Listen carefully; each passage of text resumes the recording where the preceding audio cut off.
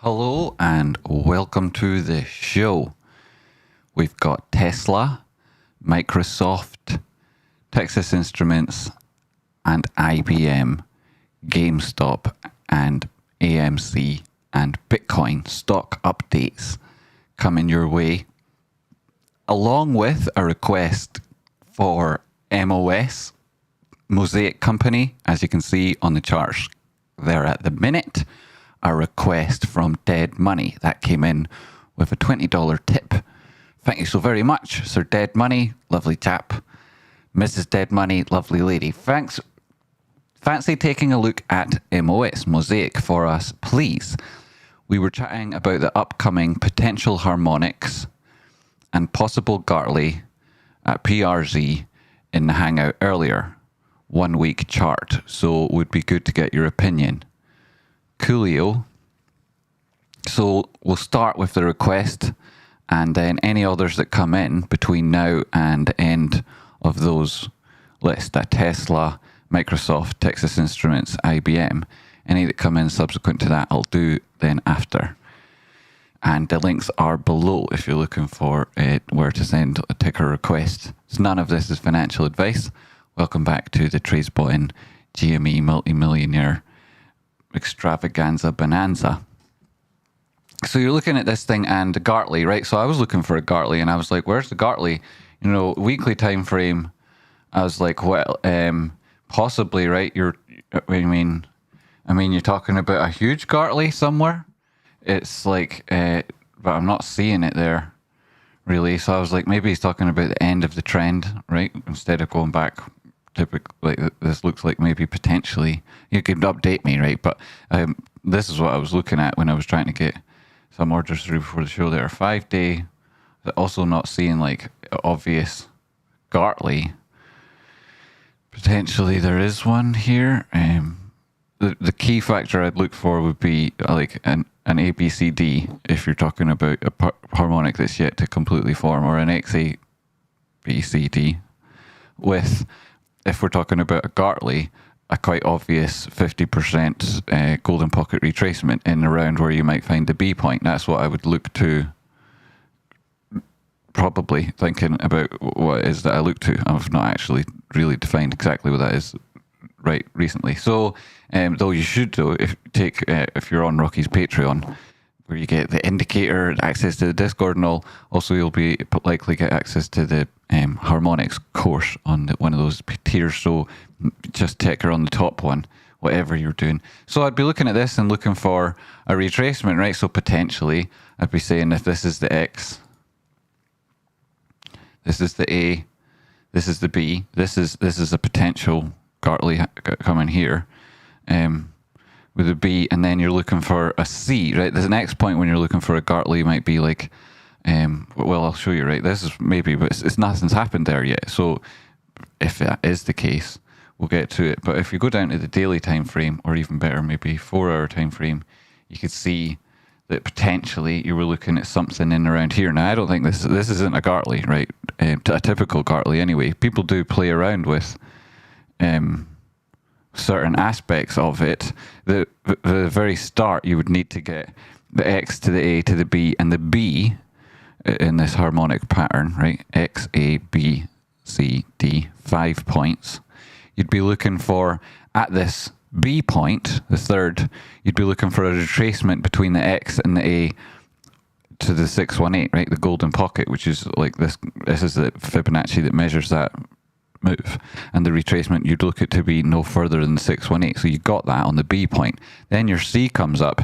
Typically you'd be looking for this to be a 786 retracement, no higher than no higher than an 886 perhaps here, right? Oh, I just got another message, thanks so much.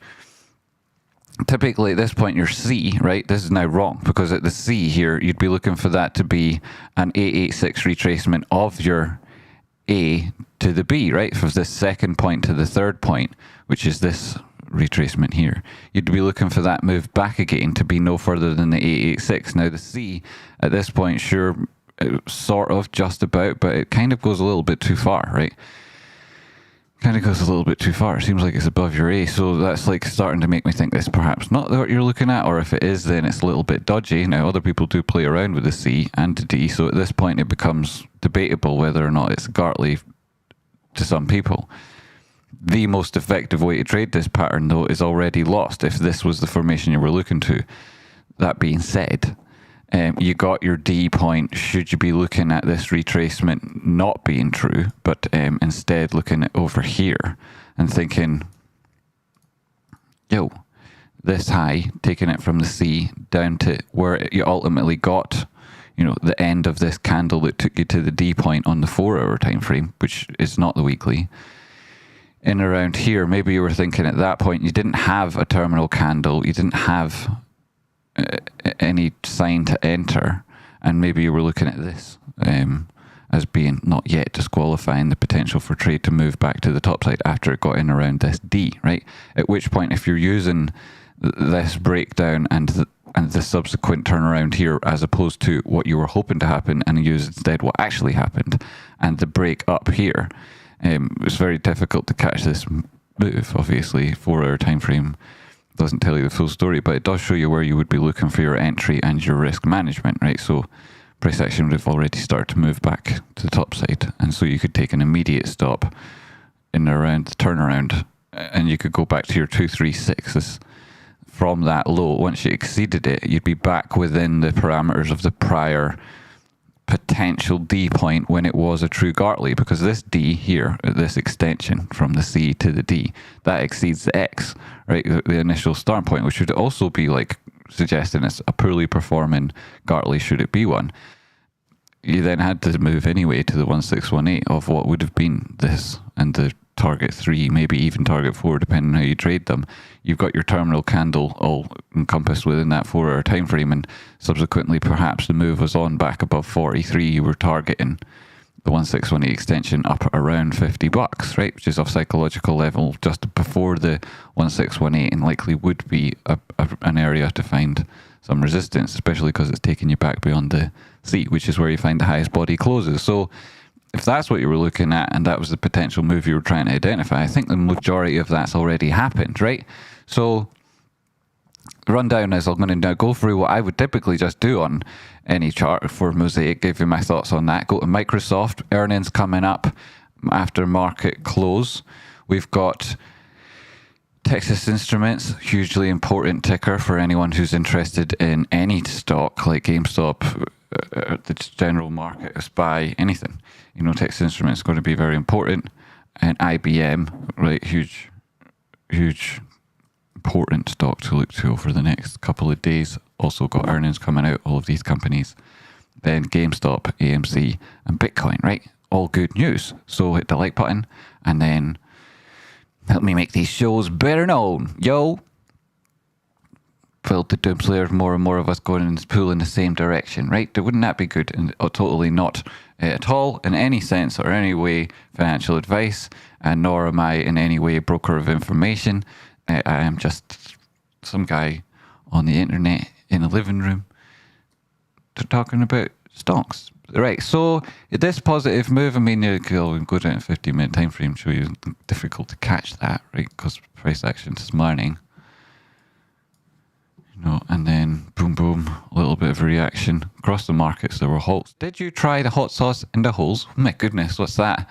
Jumping into a conversation like that's crazy, right? So, back, like we say, smart holiday market open, very difficult to catch these moves, if that's what you're talking about. But let me know if I'm wrong. Chardonnay flasher tipped $39.99. Oh my goodness. Did you know that you're my hero? You are everything I wish I could be. I can fly higher than an eagle. For you are the wind beneath my wings. Sincere thanks for everything. Bulldog Chardonnay Flasher President Tradespotting Fan Club. $40. Boom, boom. Phew. $40. With a huge thank you. But I wouldn't be here if it wasn't for you, all the work you've helped me do. Thanks so much. A lot of what I do is credit to you. Thanks. And that'll always be true from now on. Thanks. Microsoft's pumping. Post-market, Microsoft pumping. Markets have closed. It's up a big chunk. Big chunk in. Tradespotting. Here, right, so this is what you might be looking to. 286. It's currently 248. I have to get that out there because this is Millionaire Maker series and things are going hot, hot, hot. Hot and toss in your holes. Woo, woo. Right, that'll wake you up in the morning. Tried that. Every trader starts their day with hot sauce in all their holes. That's the way it is, right? It's been that way for a while. We're also going to be looking at Tesla. There's a trade. It's going to make money. Post-market, it's rising, right? So, and Texas Instruments, it's not done anything yet, but its earnings are slightly later. So chill out. Right, where's it going? Who knows? Blue knows. There's IBM. It's also not moving after market. Again, a little bit later in the day with those two. So yeah, Microsoft, Tesla. Woohoo! Excellent news. Right, we'll get back here. Mosaic. Go to the weekly time frame. Yo, here it is. Interesting information. Right. So this thing has put in.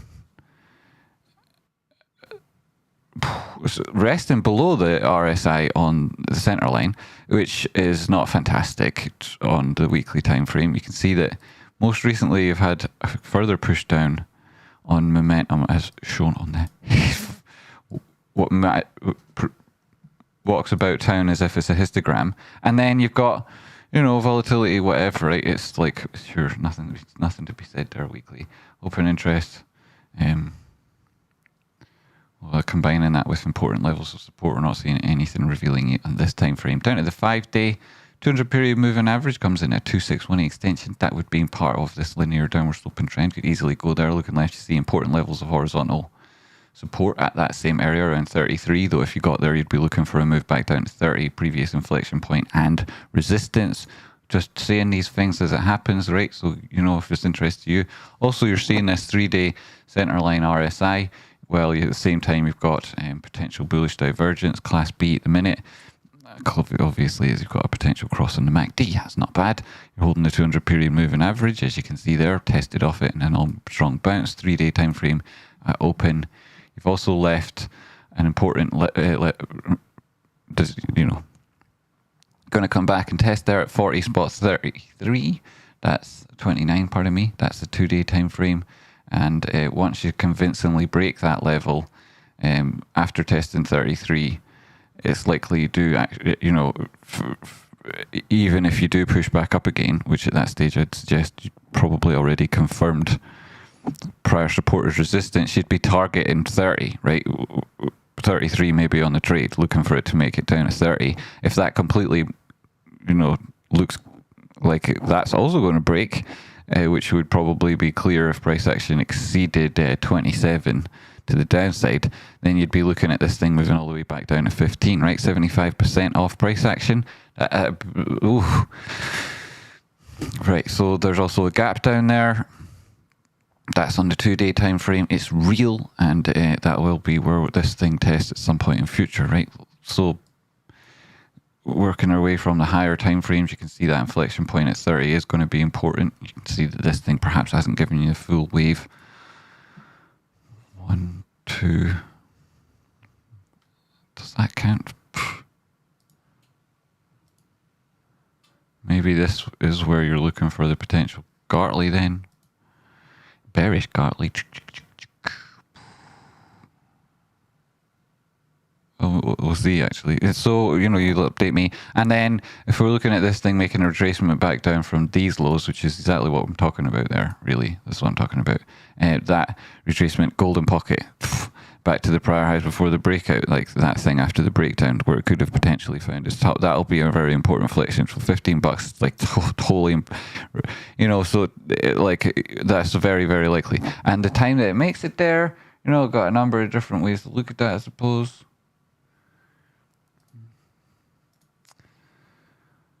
Yeah, so one more oscillation, and maybe it does fall back down again. 50% retracement, $23, 4 points. So 32, 24, 32, 30, 24, 15. That's what I would be looking at. And let's get down to the 4-hour where we already were looking at that potential harmonic. The price action has gone in and put in some interesting levels of support and resistance. If you do drop back below 37, that'll be where it happens. 4-hour time frame looking left, you can see there's not very much there between. That level of, why did it even stop there, really? This. 38 at the low. Don't trust that. 2 hour, 1 hour time frame, and like now we're here. Thanks very much for paying attention, tuning in to the show. Lots of tips here on trading things all the time. So the 1 hour time frame, top tip for anybody trading, following along, paying attention. All the top tips Tradespotting writes down or says, you write them down in your spreadsheets or your journal or wherever it is you keep them. People often on small accounts will want to know, like a smart thing to do if you're really, really patient is to set up a trading strategy, that works for you. Let price come to you. There's no rush to being rich. I say a lot of implications. And if you've got a small account, you might still be like paying, a lot of your trade and time will be spent on executions, entry and exits. You won't like to spend a lot of time presenting extra risk, right? Because all of trading is about reducing risk, and the smaller your account, the more you're looking to reduce risk, the more every possible avenue of reduction and avoidance you'll take. And so it may well be that, if you've got a small account, you're very, very strict with your own trading strategy and you wait for price to come to you, but you're also looking for confluence across time frames that can make it so that the type of move that might persist for the amount of time that suits the risk that you're comfortable with. If you have a small account and you're starting trading and you're patient and you're strict with yourself, it might, certain strategies can preclude you from taking lots of different moves. And if you're obviously very strict and disciplined with how you manage your risk in terms of stop losses and using particular strategies with regards to how you interface with the market, then you can still spend a lot of time actually trading. I would advise you to start doing this on a paper account as opposed to with your live account. But the way to do it would be to focus on having confluence between time frames that suit each other and suit the strategy you're using. And very often, bing bong, milestone. Just take that in 2 seconds.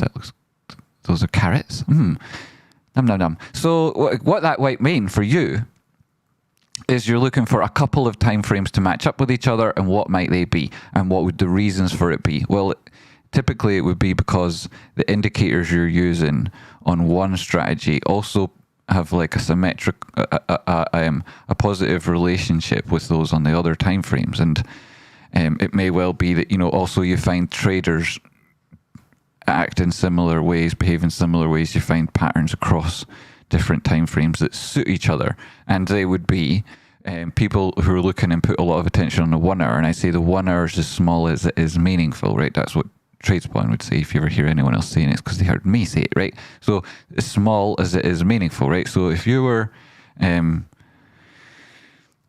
right? So no jokes about the size of your willy. 1 hour fits very well with the weekly time frame. So if you're looking for any particular trading strategy that works well in the 1 hour, you might also be looking for confluence on the weekly time frame, even if the trade you're taking is only going to persist until such times as you reach those targets determined by the 1 hour support and resistance. Like now you have to pay attention to all charts, all time frames, but those that you're looking for confluence on aren't necessarily those you'll find support and resistance with price action and volatile moves. You'd have to combine other points of information, such as, the volatility and that as various aspects of that. So if you're talking about spot, what that'll mean for you is the range of prices, price, the dispersal of price over a range, that range that price has gone on that time frame. So perhaps you're using it, a trend that measures that and an indicator that takes note of it, which would be the ATR. And then also you would be looking at momentum on those time frames and tests of support and resistance, and then confluence and divergence across various indicators that measure momentum, and taking momentum from others, like including open interest. And so you would look at the trend in the momentum and volatility, hopefully, if you can see it in various ways, right? Now, the volatility as an indicator and a percentile is very different from how you might assess, price action in itself and that current aspect of the trend, especially when you're comparing those two things. So you put it across different time frames, and that might simplify, which can help. Right now, if you want more on that, just ask me. Also,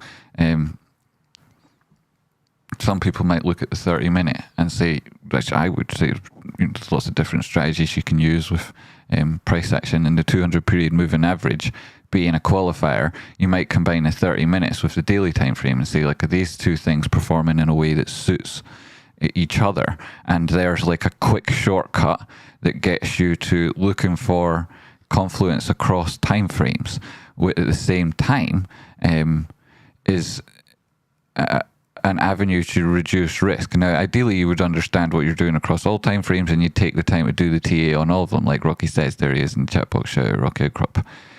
There's always time for the TA, right? There is always time for the TA, and that's, if you want and you're feeling FOMO, you should definitely add in a cup of tea, right? So time for the TA and a cup of tea. And you thought a minute ago it was incredibly urgent that you took this trade. Now you're realizing that actually, prices come to you, and the cup of tea is nice, and like, you can watch Rocky Outcrop all day and you're only going to get smarter.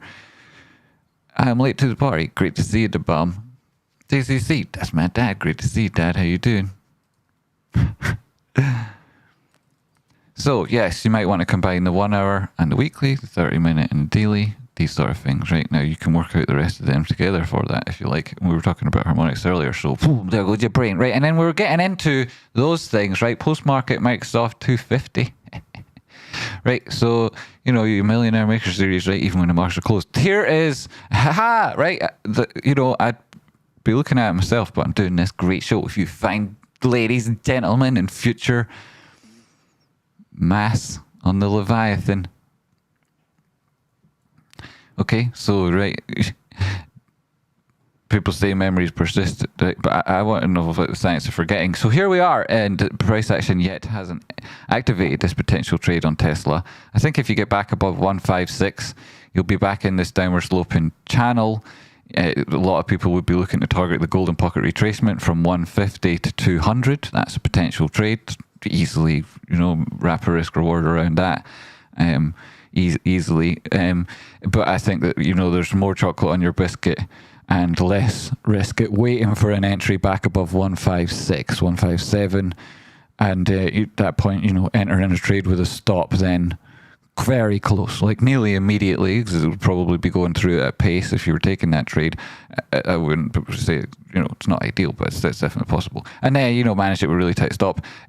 Failing that, like a sensible way of wrapping risk around this that also encompasses a possible risk reward would be this trade illustrated here with the low at the previous 236, targeting the golden pocket retracement, and then some, because we benefit from, and I'm not sure if you benefit from, but you could definitely, if you were on Rocky Outcrop's Patreon, the right tier or top one, definitely you get for sure if you're up there. Like, if you're not, and trade and use it more and do stuff, right? And so, like, if nothing comes from nothing, right? But how does nothing grow? Well, guess. Right, so look at this, right? You want it back above that 382. If you do, you can take it all the way up to 250, right? If it exceeds 250, which a lot of people will be taking profit 243, 245. I'm talking like this is definitely going to happen, which isn't true. It isn't definitely going to happen. If you're looking for like definite odds, this probably isn't the show for you. Everything shades of black and white. So here you are looking at price action and getting rich, and like, watch this back in the future and see it all happen and be like, phew. And I thought he was arrogant, but like, look, beforehand, right? And then afterwards, it was good, wasn't it? Right, so anyway, you're looking up there, 280, that'd be nice. So that's Tesla, interesting. Microsoft, after market, nice, there's an inverted head and shoulders. Measured move takes you back to the prior, that's at around 265. Don't know if that's all going to happen before open tomorrow, but it's interesting. Daily time frame, you can see the 200 period moving average around 255. That would be your first level to look to since you've gone below it definitively. You've tested it once, rejection, twice rejection. This most recent one with a higher low, touch of bullish divergence and beforehand. So, are you looking for this higher low to now give you a higher high? That would suggest you're coming up and testing 263, 265, via the 200 period moving average on the daily would suggest on the 4 hour you're getting positive moves. Let's take off the extra 4 hour time frame. Back above a 200 period moving average. Holding that 50 simple, not yet in confluence. 2 hour time frame. Hold 200 period moving average. Great, right? You've come back down, filled those important gaps. Got your higher low, potential rounding bottom there. You had your divergence previously. Nope. None of that. None of that. And then he will...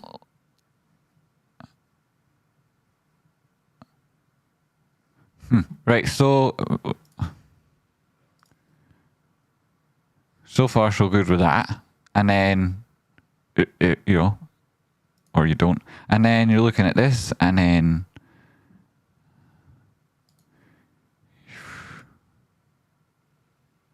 well, you're not. First off, you're looking at this, and you're saying, don't know, like, nah. Right, so, go away. Ugh. Thanks for bearing with me. Hit that like button. Pardon me for that minor interruption. So at this point, you go back to the weekly time frame. Stop messing around. You tested the 200 period moving average, and it's Microsoft, right? So like, honestly, get out of town, right? If you want to see what this is like on the weekly time frame, here is Microsoft on the weekly time frame. How many times since the history? Like, yeah, sure, we're going to ignore that for right now because. How many times since the history of the 200 period moving average have you touched the 200 period moving average? That's all we really need. You didn't touch it there, right? You touched it once, went below it. Right, first off, you touched it at 18, and then price moved to 26, and that was the first touch of it. The first touch of it when it hadn't been there for a while, and like literally it never had been there. But still, first touch, it had the reaction of 36%. Sure, it broke below it, tested it, bounced away, you know, yada yada, whatever. Right, so then it got back above it. Don't think that was anywhere near as convincing as the previous trend. You can see that this is much more likely. So like once you recovered it, tested it a number of times, never convincingly below it, and then you're back in this previous trend again. So this is the first time you touched it and you bounced once. Clearly that wasn't as big a move. 24% no. Touched it again at this point.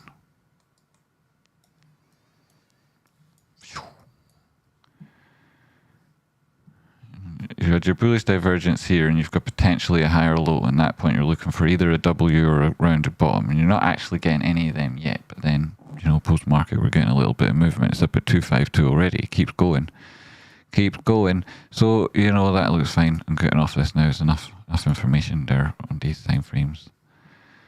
Still, 2-day 275 wouldn't rule that out. Still looking at like this.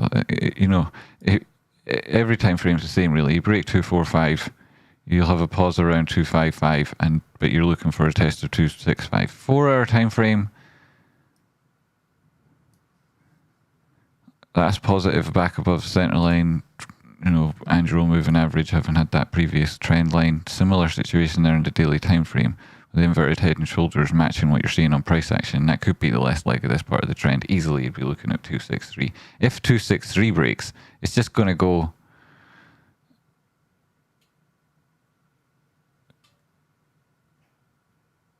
I mean, if 263 breaks, it looks like it'll be back in a positive trend. It's hard to argue with that. 4 hour time frame, holding that 200 period moving average. We like that. What's the Bollinger Band saying? Top side of the Bollinger Band, 4 hour time frame. Where about that bullish divergence here? Was it? Yeah, here. You know, so this is a good sign, right? Another top tip when you're using the Bollinger Bands, like if you see this sort of formation coming in, it's putting in lower lows and you're getting your third touch of bullish divergence. If you look to the second touch of bullish divergence, and at that point you were pushing to the extreme side of the Bollinger Bands, and on the third touch, when you're looking for the reversal, you did exceed that prior low, got another touch of divergence, got the signal, and didn't exceed the bottom side of the Bollinger Bands because of the prior reaction, right? Which you didn't have right here. You see the highs. And you did have here, which typically comes when you're getting this potential higher high. Having got a lower low, you got a question mark about the reaction on the second touch of bearish divergence, or bullish if we're looking at it the other, right, the bullish divergence here. Bearish if it's vice versa and you're talking about an uptrend, but this is downtrend. You're looking at the reaction of the second version, the second touch of the bearish divergence. You know, if you're taking the course, you'll be well into this, right? Here's the reaction that took you, where does it go to? Right, it looks for resistance, and it went right to it exceeded the gap, and it broke that prior high. At that point, you're thinking, right, that's potentially a higher high, but it's not, because that is not a definitive part of the trend, nor have you put in any sort of a trend in high or low. Like I'm saying, it's the third touch of bearish divergence, but at that point you didn't exceed, you know, you did touch and go towards outside the Bollinger Band, especially there if it happens on the daily time frame. You know, boom.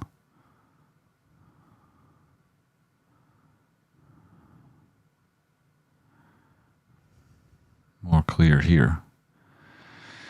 4 hours pretty good for it, and you get a lot. So at that stage you'd be looking at it. Did it break you know, lower, didn't break it, perhaps the next area is testing this high or higher, which it's done so far. So now you're looking for a definitive higher low on the daily time frame. That maybe it was there, and now you're looking for a higher high. So it breaks 263. You know, then the question is it actually breaking the trend? So the next actual test on the daily time frame is back up around 290. You know, 290. 4 hour time frame, it says the same thing. 2 hours, who cares? 1 hour time frame, and you've got your expansion, your squeeze, this, and they've got your moving average cross. If you go back above the 50 simple there, which you've done obviously, that's very positive. You know, and again, it says the same targets. So we don't really need all these fatty boom batties on. Hold the 50 simple there in 30-minute time frame, which you're obviously doing. Like I say, turn on the extended tab, boom, there you go, positive still. Where'd you get to? 255. Hey, so as we speak, it does it. You could be rich watching this show. Crazy, even though none of it's financial advice. Wow, interesting. Minner tip $5. Thanks for all you do, Jamie. Take care of yourself. I've never seen you drink water during these hour-long streams. You're right, I don't, but here is some frozen coffee. What time is it? It's time for some of this. That's what I think.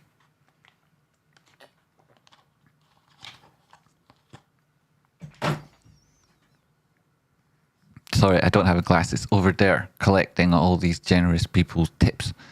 Thank you. Minner. And for yesterday as well. Very generous. When I was looking back over the thing yesterday, I was like, anyway, I think maybe you donated fiber twice. I'm not sure. But thanks so much. Cheers, Minner. Dead money.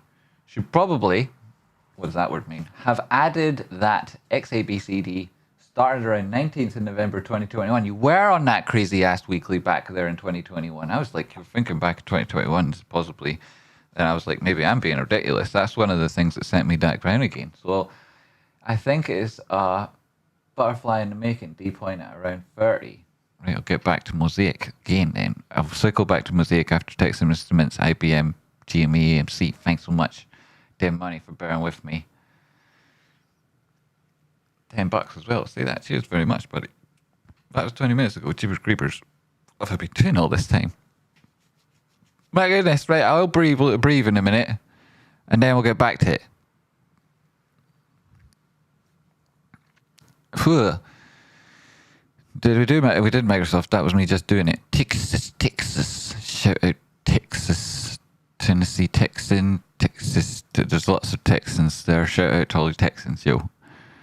So, I don't know, right? I don't know. It's so hard to know, eh? Like, where part of America would you get on with people from? I don't know, you know. Because I get on with people everywhere. Right? All I really want to do is get along with people and everybody be happy. Everybody, I mean, I say everybody. I don't really want everybody to be happy. Like, you know, the people in 2008 called financial crisis, like, caused the financial, part of the reason they did that was because, like, they were aware of problems that they themselves had caused in the mortgage-backed securities, right? They caused that problem. I say they, but it was they. It's not the pronoun thing. It's like just there's like 4 or 5 of them, and then you know the same people, like it's like a well-played game. They the same people that save the day, and then want to do it again, and somebody else comes along and like, actually, you know, look, I'm the market maker, and they try to do it. They'll be the next one.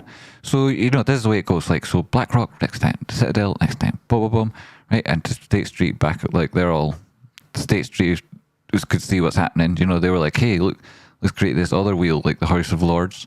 So they're in there doing that. You want to start an ETF, you know. So, like, there's a lot of gangster stuff going on. And it's brilliant, right? It's brilliant. It's all good.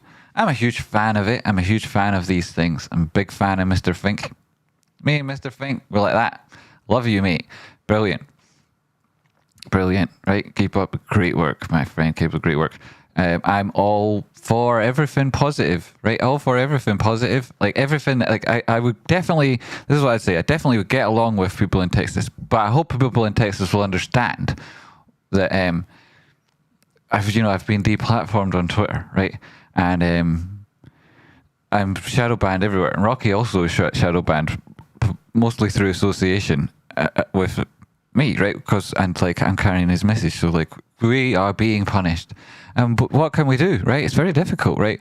Because if I want to like get around these things, it seems like I have to engage with the politics, and I don't really care. I'd rather just be like that Texas brand of American where they're like, yeah, we care about politics, but like we actually, it's really not got anything to do with us, right? But I really care about it. It's nothing to do with me. Like that's, I think that's kind of the brand I'd go for, like then around there somewhere. But then also like anyway, it's not important what I give a shit about. But yeah, so they know what they're talking about. Why are we talking about this? Yeah, Texas Instruments. Yes, if we make the best instruments too, that's what it is. It's really all about science. Yeah, so I really a lot of respect for the science. So yes. Does this look like a right angle Broggenin wedge? Broggenin? Little bits. No, it doesn't. It's horizontal. That's what I was saying. There's Minner again. No good deed goes unpunished, Respawn. Yeah, exactly. That's what I was saying. Deplatform. So this is the problem, right? How do I respond, right? You can't beat them, join them, right? So eventually, right, of course, my horse, my kingdom for a horse, you were here yesterday. Of course, we'll, the future banana fund will be a great counterpoint to the trillions and trillions of dollars in BlackRock. It's very difficult, right? BlackRock, they own loads of things. They have they regularly not interfere would be the wrong word, but they regularly positively engage with the position, orientation, and attitude and actions of board members on those companies that they loan money to through various instruments. Sometimes it's a investment, other times not so much. And so this, right? So BlackRock, they do it with so many companies too. They own so many companies. It's very difficult. Trillions and trillions of dollars under assets. Trillions and trillions of dollars. American government is indebted to them. It's not a mistake that happened. And they own lots of these platforms, and they've, they've created a lot of the debate in society right now. So, where did much of the extreme views on the left and the right come from, right? Maybe came from Mr. Fink. And so, what do you think, right? So, what are those most extreme views? Like, I understand like there's human elements in all of them, and I empathize, but like wokeism, that's like a lot of that came from like this new take on investor relations and stuff. Like, it's messed up, right? How investable are you? Well, you'll have like a rating, which is what Mr. Fink decides is important. And the way he does that is by owning the media, controlling the narrative, right? And he also owns the companies in the background there. So if you look across the markets, it would be true to say that the largest holder of any largest holder of all of the pharmaceutical companies in America is BlackRock. And you might also be aware of the fact that the largest holder of, a broad section, if you take a cross-section of across all the media companies in America, is BlackRock, right? You might be. And then you might also be aware of the fact that 70 to 80% of all advertising revenue on American media over the past 5 to 8 years, right, especially in the last 5, has been all pharmaceutical advertising, right? So like, you might be aware of that huge chundering economy there, right? Which is all BlackRock's money going via BlackRock's company back to BlackRock. And I think that's totally really super cool. And like, yeah, so yeah, that's all cool. Anyway, I said many, many moons ago now that hedge funds don't turn it into hedge funds because they're paper-handed fannies, right? They know how to use their collateral. And in America, it's long been that the scam at the top of all scams is mortgage-backed securities. So keep your eye on this space, folks. For sure. Right, so as you see, right, I do my best to align myself with Larry and me. I love the guys, I love the lads, right? You know, can I have some new shoes, please? Right, so what we're looking at here, yeah, this is Texas Instruments, which is slightly different. Yeah, so I love the Texans. Look, Texas, brilliant, right? Also Florida, brilliant, right down in the swamp there. But like, I also wonder, you know, is a zero tax rate too low? I don't know. So where will we start here? Apparently with a fib. Not sure if that's the right idea. Weekly time frame. Get this thing up. Holding above the center line RSI. You've gone through the center line after a positive cross test in the 200 period moving average on MACD. You've had a number of touches of bearish divergence on the top side though. And that most recent bullish divergence, even with that strong reaction in price, was lower high. And Class B continuation divergence, possibly. Frequently you're finding resistance at this level, and it makes me wonder, is this horizontal going to be problematic? So the problems on this thing started to show, I suppose, here.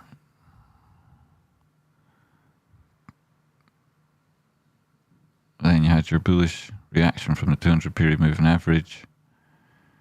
And you started to put in like really big warning signs here. This touch of divergence was brutal. Tested the 200 period moving average was likely, especially after you got rejected on the 50 simple. With that continuation divergence, not getting a head and shoulder, but you are getting measured moves that you would expect.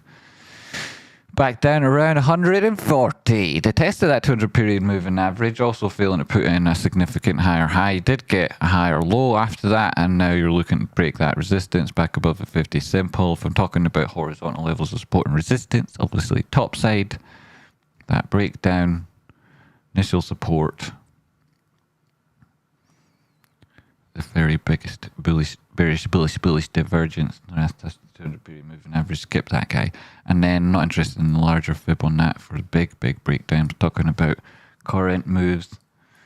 Maybe we'll get this guy up. Was a relevant time after all. That's the high 236 at 162. That was an important level.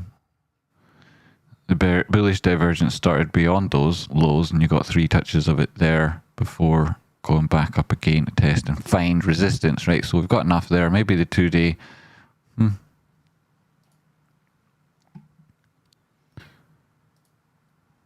Psst.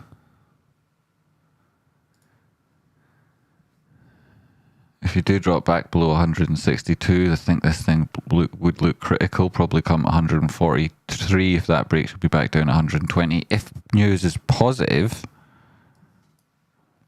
50 simple has gone through the 200 on the daily. You've tested that cross, and price actions come out and performed well. 1, 2, 3 touches.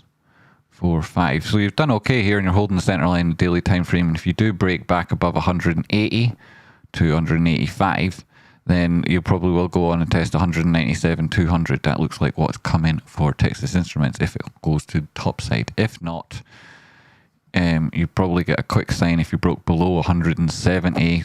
That would probably be confirmed if you open close 4 hours below 166. Then you'd be looking for a move back down again. Like I say, test those prior lows 142, but possibly break 162. On the way. That's the way you'd be looking to the downside. So that's Texas Instruments, IBM, starting on a weekly. Holy sugars, McJugars. So you've also got problems coming in on this thing, but they've not completely resolved yet, and you've got potential bullish formation here, especially if you hold these prior highs. 140, it's doing that at the minute. That was the low of today. Back above center line there, that's nothing to worry about. If we then do take it from the same levels, whoa.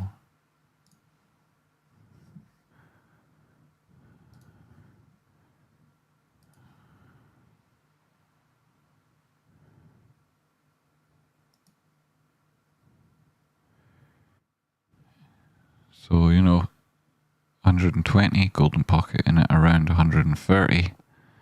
50% retracement on the 50 simple around 133. That's at the prior highs, and the previous 236 could easily be. That's where its first target if it breaks down, around 133. Put in a little bit of horizontal support and resistance. Sure, this is the target, like to the top side, where it's 148.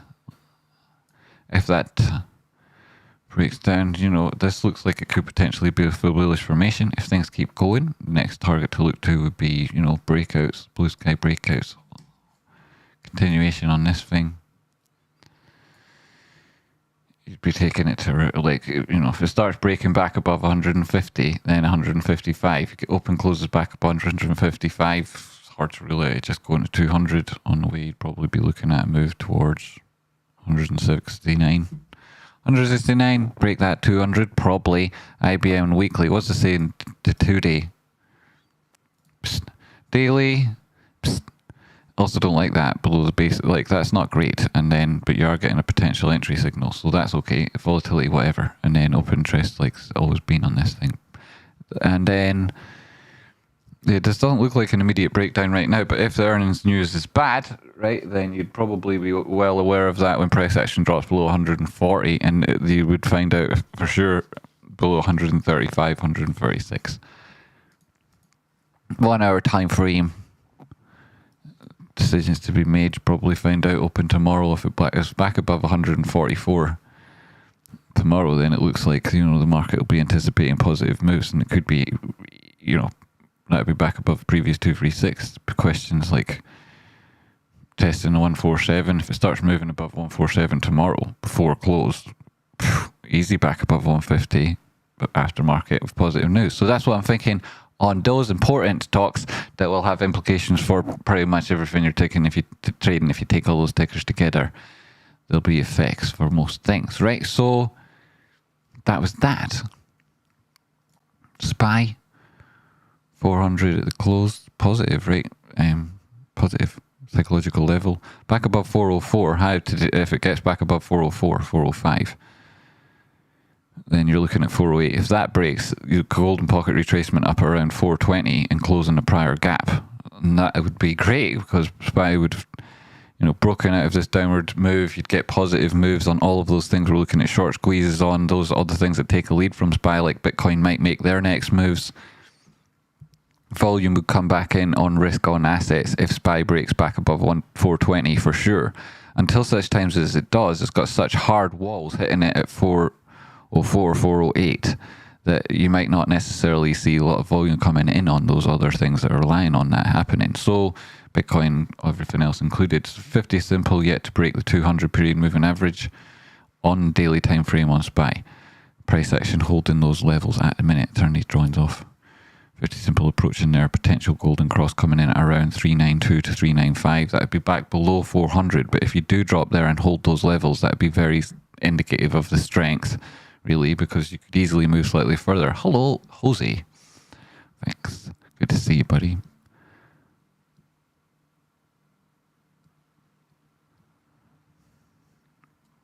Surely they're not 20 to 10. You can't start amplified music at 20 to 10. I mean, you could, right? That would be the time to do it, but you can't. It's not in that. No, sorry. Does that show up on the audio?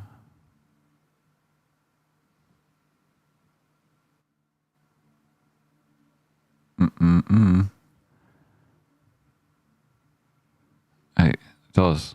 5 decibels worth. It's not great. 15 be the limit, and I imagine if I was in a different room, it would be. Naughty guys, they're going to get in trouble. So, I just don't want it to be that. If they were like, just negotiate with me, then we could come to some sort of agreement, I'm sure about it.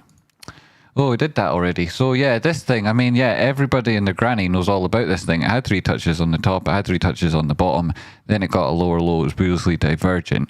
At this point, if this was going to be turn into something where the horizontals were clearly more important than the diagonal, they would come at tests of prior highs or tests of current lows. And so you'd be looking first for this thing instead. Like if you are looking for a trend change, like where does the confirmation come? Well, it's after you get the higher low, the higher high, the higher low again, and the higher high, or it's the other way around, like from higher high to higher low to higher high to higher low.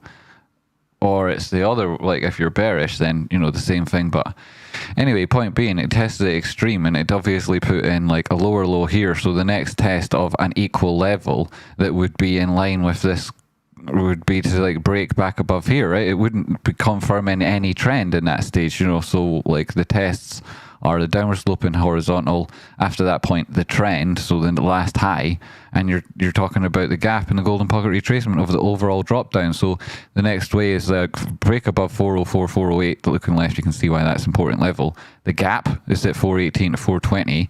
Back above, like top side of the gap, you're in the golden pocket.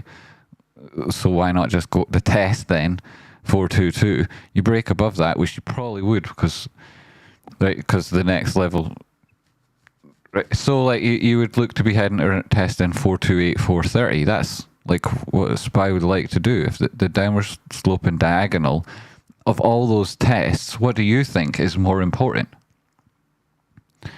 Where would the most significance in your mind lie across those technical artifacts that between here and there? And which would you put most emphasis on with regards to a risk-reward scenario?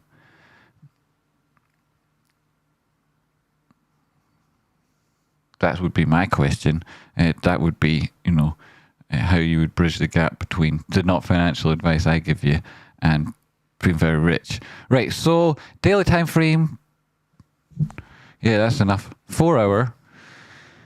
50 simples above 200. Price actions above them both. You've come in and potentially put in a higher low.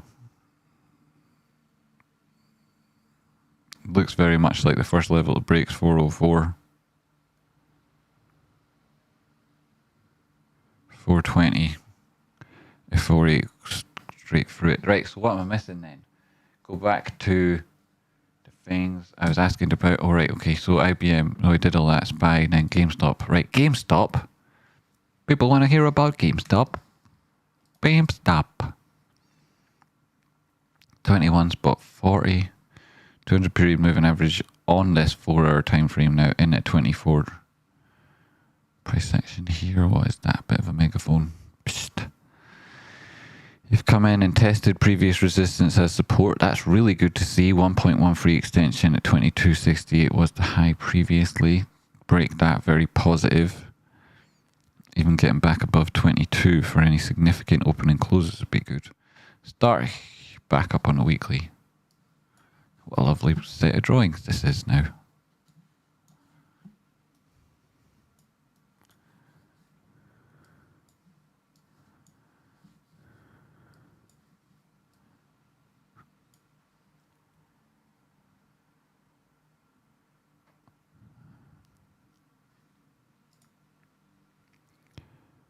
Weekly time frame back above the 200 period moving average. You confirm that with an open close on the weekly, right? You've got, so far, we've not got a close or an open, never mind an open and a close, which would come subsequent to a close when your open starts below and the close finishes above, then you'll need 3, right? You understand? If not, feel free to ask. That's the weekly time frame. You get that on the 200, you might look to go to the 50 simple.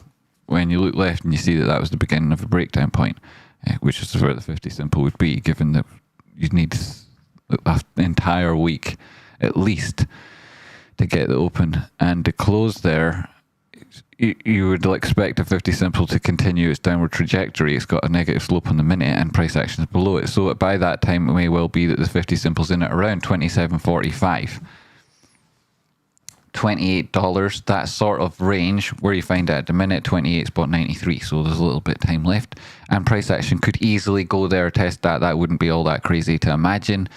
You can see now, though, 5-day time frame, you're looking at 16.13 as a possible test. If this fails at the 50 simple, that would be a quick, sharp move to potentially test that area. If it, I expect it would. If it doesn't hold, then I'd be looking for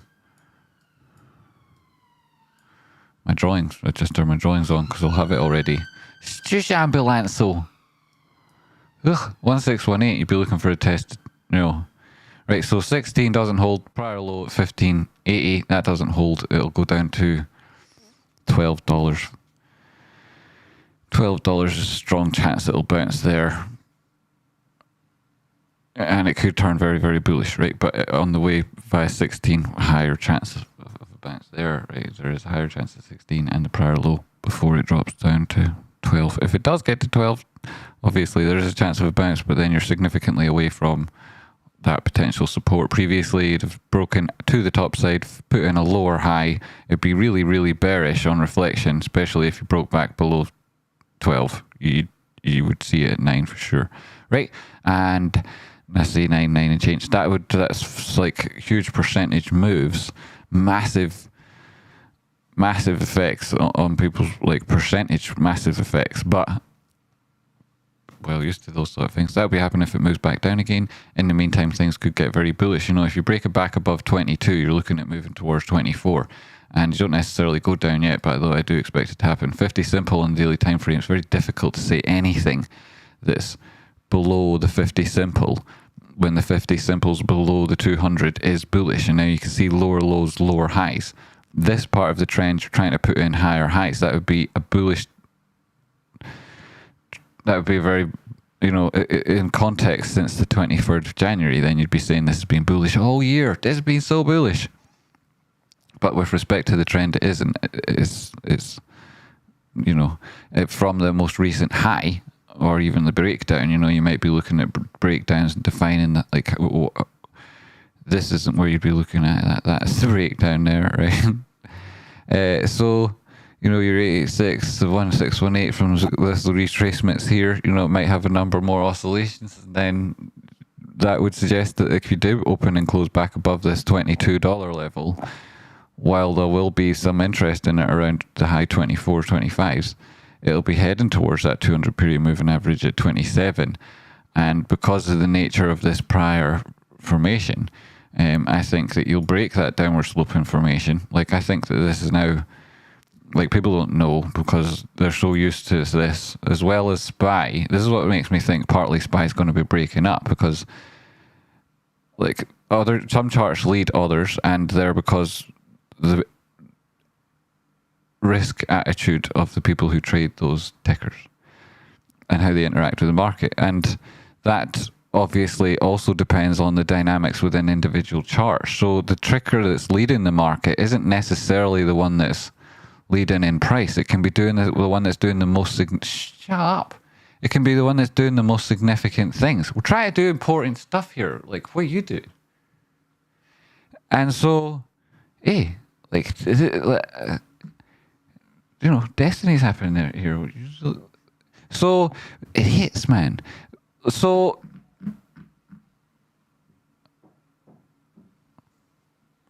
you hear that? What is that? Anyway, stop being an idiot, right? Idiot, stop. Right, so XO, 28% flash. That sounds interesting, better. Yeah, so what was I saying? Yeah, so some of charts lead the market. They're the ones that create the most interesting technical artifacts or do the most significant things, as opposed to those that go like crazy in price. That might be dictated by supply and demand, but that doesn't necessarily dictate what's going on in the overall market and isn't a true reflection on the risk of any one particular asset when considered in context. You can't use one asset's move to judge the entire risk situation in the market. That'd be ridiculous, right? But you can look for confluence between them. And now, if Bitcoin holds support and SPY pushes above 400, especially if it then starts breaking significant levels at 404, 408, 420. That will obviously be defeating that broadening wedge. And a lot of the other assets are going to stay within their overall macro formations. That JME is not going to, right? JME is not going to. And that will be so different from a lot of other things. Even if it isn't making like a 30% move at any given time, if it's breaking back above 22 and 24, it's doing significant things, right? Even though it's going to go back to 16. And if that doesn't hold, 12. And if that doesn't hold, which probably won't in that stage, right? It'll go to 9. In advance of that, if it breaks 24, 27, 28, it'll go to 35. Back above the downward sloping resistance on this formation by a considerable distance, and it'll test that prior high. It will. And it'll also be the 0.5, right? It should be the Dow theory. The real test, if this trend is broken, would be a retracement back against these prior highs. That's this 50% retracement here, right? This is a hugely, massively, massively important fib from the high to what currently is... Oh, that was my speculative low. Here, right. Shh. Forget you just saw that. So then you're looking at currently there's the C, there's your 236, 2286 back above this important, like that's the target, right? Back above this would be incredible. At that stage you're looking at moves 50%, just $40, right? 35 to $40. That's the target. And the test of this 236 and the breakdown here, maybe like, right? So that's what you'd be talking about. Moves way up to there, right? And everyone else talk about the geniuses. It won't be me they're talking about. It'll be the people that said, like, buy it at like 82 here, 65 there, $48 there. Anyway, so those geniuses, right? They'll be geniuses back when it gets back to their entry. But like that's what I'm saying, right? So that's where it'll go to, which is huge moves from here. But I do anticipate that happening, right? Well, it all depends on what SPY's going to do. SPY itself, interesting. SPY, interesting. Yup. Max Payne's 398.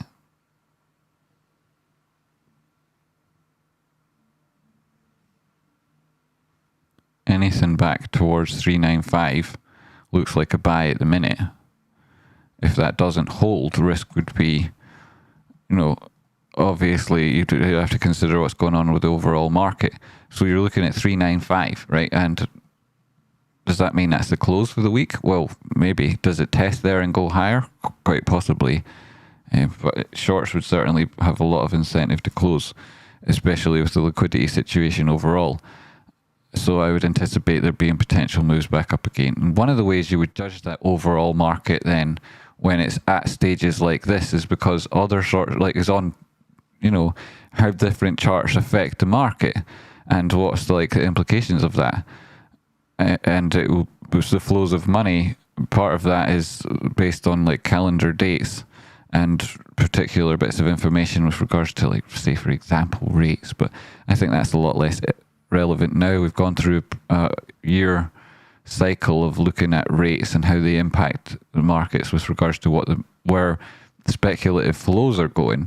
Now a lot of funds and positions are being managed based on earnings, and those earnings in relation to that rate of inflation that we've seen. So what's the real earnings? What's the real rate of return? Which companies can you invest in? Which equities can you invest in which will still outperform inflation?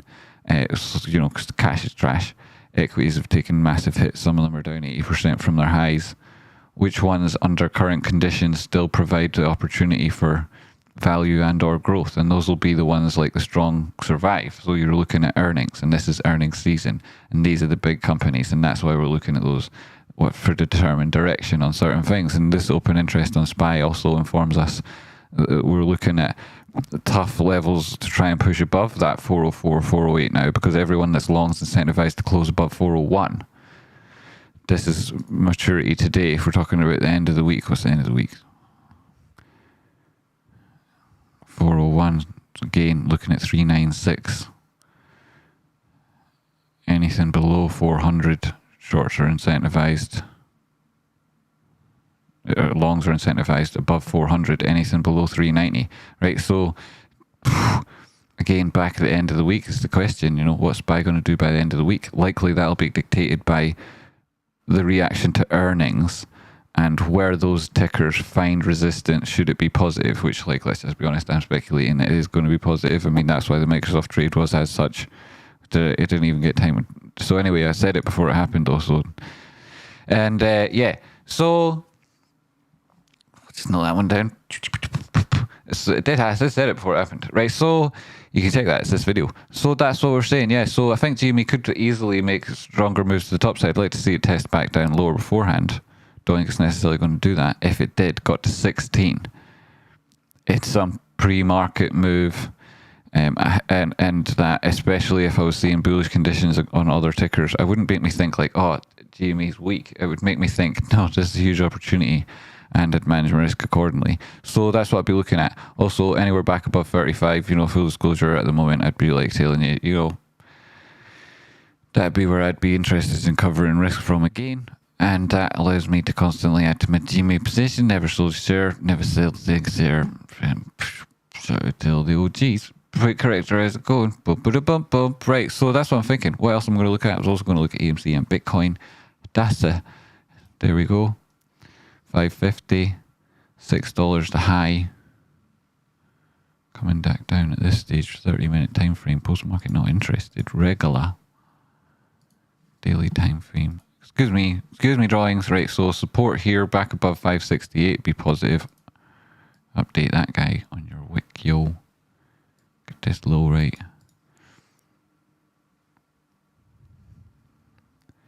This is also the issue, like the equivalent on GME 16 is AMC back in at around testing 886 at $4, $4.50. There's a gap in those levels. That's where it go. If it exceeded the golden pocket, you don't get any support and resistance between those levels. And rejection from the 50 simple below the 200 also is in around the basis line of this downward sloping channel. Should you draw it like that, which I have done here, right? Downward sloping channel, boom, price action. Holding this horizontal level, then at 550, super important. $5 the next one. I'm sure you've got your golden pocket, but I'd suggest like even on a 4-hour time frame, if you're open and closing below 525, then you'd be heading back probably at 410. $4 at that stage. You probably would, like, how does that happen? How does price? No, who cares? What I mean is, how does price react when it gets here? Super interested to see, if GME and AMC are both there at exactly the same time, then I'd be paying attention to both of them on tiny time frames. As with so daily time frame, you're in the positive territory on RSI, but you've got continuation divergence. And so, hitting that level of divergence, having put in a lower low on price action, and that not being bullishly divergent on your RSI compared to your most recent low, suggests that actually, despite the fact that there's a lot of issues to do with liquidity, people are repositioning in these tight situations, and risk on assets have a big chance of moving to the top side. AMC is giving you an early warning, a heads up that actually nothing's bullish yet.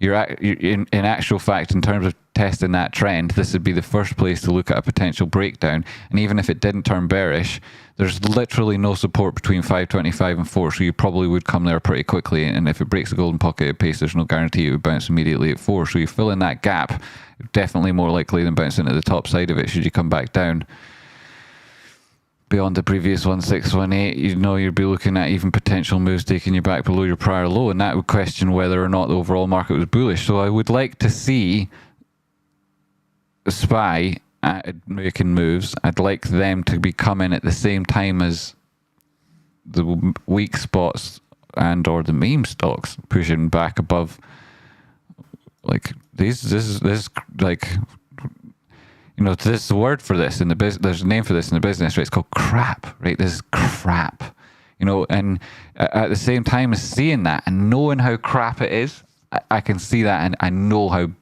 so enthusiastic some traders will be. But what it's called in the business is a piece of crap. Doing that there, that's crap. It needs to get back, right? Otherwise, it's just more of the same, right? And there's your 236 block. It's back below 576 on this thing. Unless that's a bull flag or a pennant, it would be a disaster. So we'll see. That's what we're thinking. Whoa, eh? Well, I can dump all my warnings on AMC. Right? I can just do it that way. Sneaky Tradespotting. How do we go the best way to Bitcoin?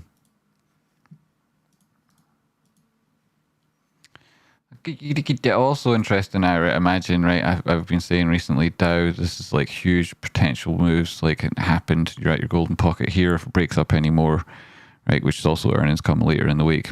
If you start opening and closing back above $60, it'll probably push up to around 69, Tesla's prior highs. Even more on that thing, which is like incredible trade, incredible. So, I know there's been loads of them, but whatever, people don't care, right? So we're going to Bitcoin, BTC, USDT. I mean, people do care, right? People do care. So are you holding 22.85? Obviously, this thing again, I mean, you're looking at it in smaller time frames, hourly, no, 4 hour maybe. Potential pennant here, right? It came into it in a bullish inflection at the time.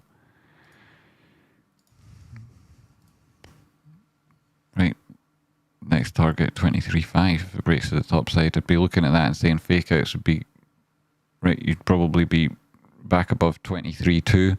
You'd be looking at testing the prior high, and because of the nature of this thing and the measured move from that, you probably would be looking at testing 23.5 and rather than the prior high. If it does break down, you easily find horizontal support in at around 23.6.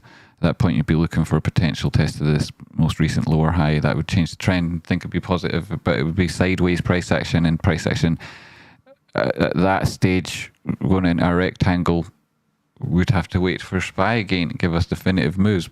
But it looks like at the minute it's hard to argue with it. It's bullish, slipping out of the bullish control zone. But it's, so clearly not a lower low. So you're talking about an uptrend, yes. You're talking about continuation divergence and moving it to the top side, possibly, right? And like that's positive. 1 hour time frame, whoosh, 200 period moving average there. If it does break down, you're coming down test 22 via 23.5, right? Obviously 22.5 is an important level. You could easily get down at 22.5, put in a big touch of bullish divergence. At that stage, not really putting any candle closes on a 4 hour, or definitely not on a daily. You recover from 22.5 without a close at that level, 50% plus of that candle being a wick, and you get anywhere back above 50 simple at 22.9. That would be confirmation, I'd imagine, for a potential like support trade up through a breakout towards 23.5. It might be the best possible trade to look at if you're not already in it, which you should have been, because come on, for goodness sakes, the trade started here. So, that's correct. Well, you can't jump into a train already moving, Sputter. That's why we're giving you those stations there. Choo-choo, choo-choo. Is it unwise to be a contrarian when everyone else agrees? Some may say no. That's a good question. Held for review. Shit, I just had a message by Dead Money. Sorry. I didn't mean to hide your money, dead your message, Dead Money. When Treasure Map actually predict anything in the ballpark? Good question. Right, so... Good question. So, what was I just saying just before that? Oh, Minner had said contrarian, right? Well, you got to be aware of the fact that contrarian assets, you got to turn off your contrarian attitude if you're trading contrarian assets, because that's already, that contrarian attitude manifest on that chart. So you'd be as well to follow the trend. And then typically contrarian people, eccentric people and creative people, if they can also keep their head screwed on, will be good at trading. But keeping your head screwed on means, a lot of discipline with where you express that creativity, and it wouldn't be in the way you manage your risk, right? So that's what I'd be saying. Also though, it's like even asking that question means you're thinking about yourself, so you're aware of like the potential risks that your own personality presents, and I'd say to keep that like checks and balances on that would be important. The actual implications of like how you feel about any one thing is something to acknowledge and then ignore, right? So yes, as best as possible. So what else am I missing out on? Thanks really do, Jamie. Thanks you, Minner. Take care of yourself and never see you drink water. That was that message. Jeez, I forgot it already. Ready. Thanks so much for everybody supporting the show, Dan. I think we covered everything. Oh no, we have to get back to Mosaic and the weekly time frame, the potential harmonic there on the weekly with the test back in 2021. Weekly 2021. Gartley. So not 2020. This is 2021. The low in 2021. No. Here. On the weekly time frame, I wouldn't say that this is like a definitive. I mean, I suppose price action subsequently did give you the everything.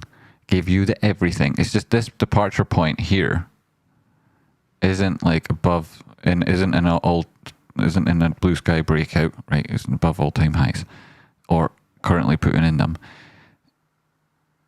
It's part of a previous trend, and the departure point in actual fact was it when it broke back through resistance, having tested it once, not actually got back down to support and then gone up again, as opposed to the, so this is an inflection point, which is why, so much attention should be paid to that move here and that target there, $33.30. That's like another reason why. And if that breaks, like the next part that looks the same, $15.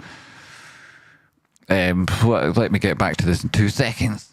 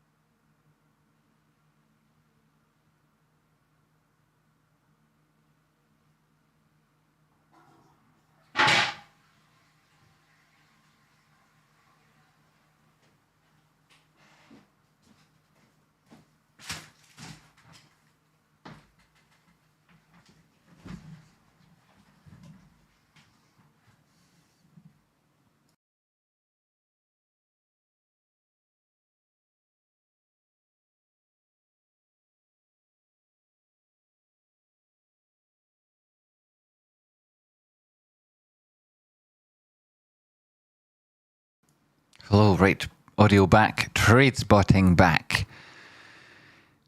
Interesting me very much, right? So what we were talking about, November 2021, wasn't it? Somewhere around then you said for the low, and if we're looking at it on the weekly time frame, it's all a little bit chock-a-block. Can we get 2021 on here? We can. This would be the low you're talking about then. No, November 2021, right? So that was all correct though, sort of just remove this to make the point.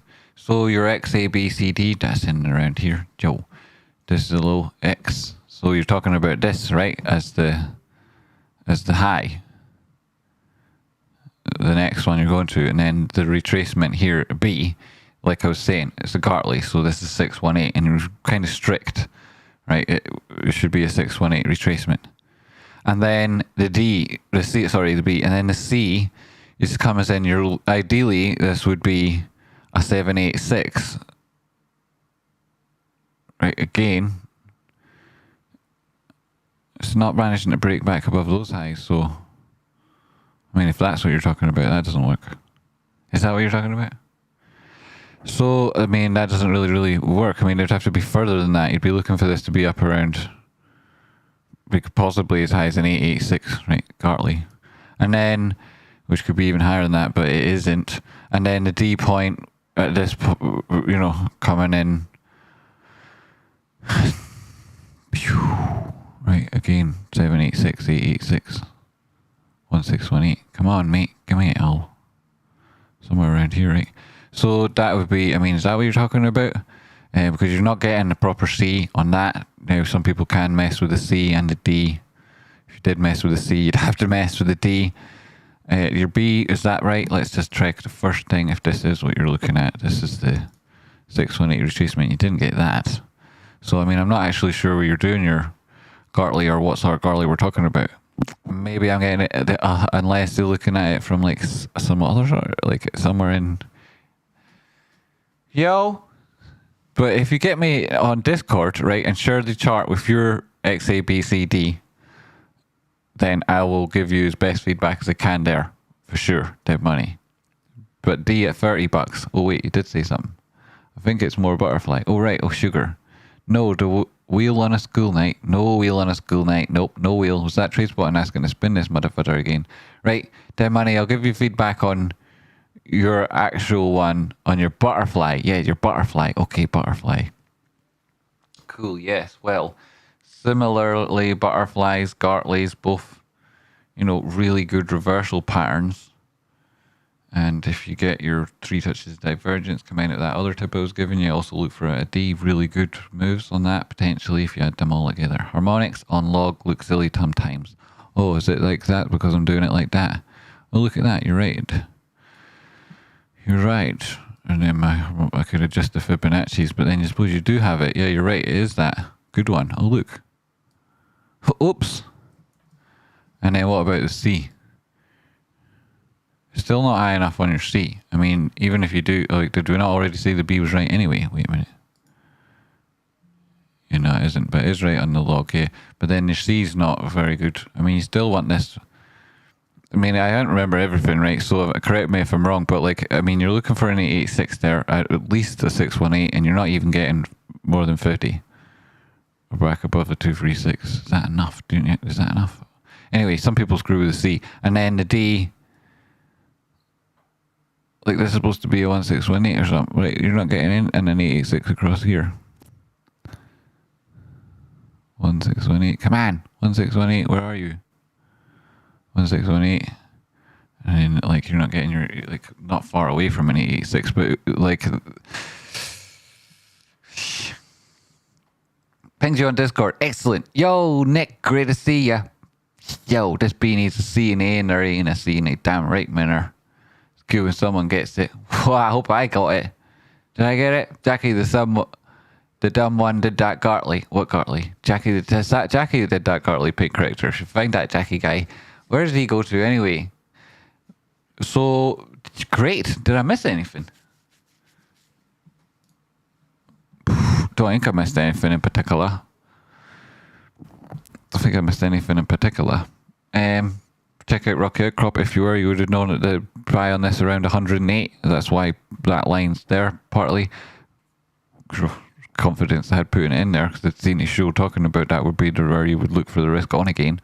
And back around 200 and change is where you'd be looking for, well, I mean, that's where you'd like to pass it off to somebody else. It's like, oh, thank goodness it's recovering. It's all well and good now. And they'd be happy and you'd be all delighted because you'd have sold it with possible no ethical implications whatsoever, only to know that the price will come back down again. But that's not, you know, whatevs. People weren't looking for that. They were looking for security, peace of mind, and you gave them it. So that's well worth some money. Any would be very cool. Oh, for goodness sakes. For goodness sakes. Eh? Ooh. Ooh. 3.16% post-market and 0.95% today. So I suppose you call that volatile, but again, it's still holding this similar formation. Also, it's pennant. 200 period moving average above that's positive. 50 simple now approaching the area where you would anticipate this being a little bit dodgy. You know, it breaks this 50 simple, you'd be looking at it come back down 0.3, 0.26. 0.23 and then putting in lower lows, and then that's it, gone. Boom! End of the world. So you have to manage your risk. Lots of different ways of looking at this guy, of course. Anywhere below 0.34, again, another reason to be very, very, you know, so if your entries are at these levels or anywhere close to it, that's very positive. In terms of getting stops and profit, tough there at the minute because of the nature of dependent. If it even is that, you know, obviously the support and resistance in diagonal sense not nowhere near as important as horizontal, like fake outs. Also super. I thought any was dealer's choice. Any trade will do. It was. That's what happened. We just came here with this magic, who knows what was going on, magicness. Those are very simple in the 1 hour. It's lost that for the first time since it started this positive move. Some people would be a little bit nervous. Also, as it lost that, it went back below 236. Woohoo! Nerves. Anyway, like I say, pennant, you look at it different ways. 30-minute time frame, let's look at this. 30-minute, 200 period moving average, in it around the prior lows in the 382, test of 0.3726, very possible. No big, and I'd say downward sloping diagonal trumped by horizontal, so you get a good sign if this went now back above 4.5. That's what I would think. Right, so the potential areas of big moves narrowing even further. Someone should attach the harmonic cheat sheet for the Discord. Then you only get the harmonic cheat sheet when you do the harmonics course, which is all available to the Patreon, which you're obviously, because in the Discord and all, but not everybody, So what actually should, everybody should go and sign up for Rocky's Patreon, get better trading, be really confident in everything else in life from how well you've performed at one of the most difficult things in the world, with amazing, smart, intelligent, considered guidance from diligent instructors who've got your best interests at heart, and a massive group of people trying to do the same thing as each other. Did he give you some candy at last for repeat business? No. Where is the repeat business? It's difficult, eh? It's difficult. Some businesses can't get repeat business. I try by giving good possible, all times best possible information. So you're happy with that? I gave you like any TA there. You're all asking for some, and I gave you some. Are you happy? I mean, I don't know. My love languages obviously comes through in fax machines. So, if you want to explain me. Oh, that reminds me. Boom. After a stream yesterday, well, I mean, it was after the stream, but it was before the particular person watched it, got a donation through. Boom. Huge donation. Biggest of 2022. $4 million. Aha, jokes. No, not really. 48,000. Aha, jokes. Not really. But a huge donation came through from Anna. Thanks so much, Anna. It was appreciated. Thank you, everybody. Thank you, Anna. Thanks. So, yeah, as I was saying, right, so, love that. Anywho, right, you can't make jokes on the internet. People don't like it.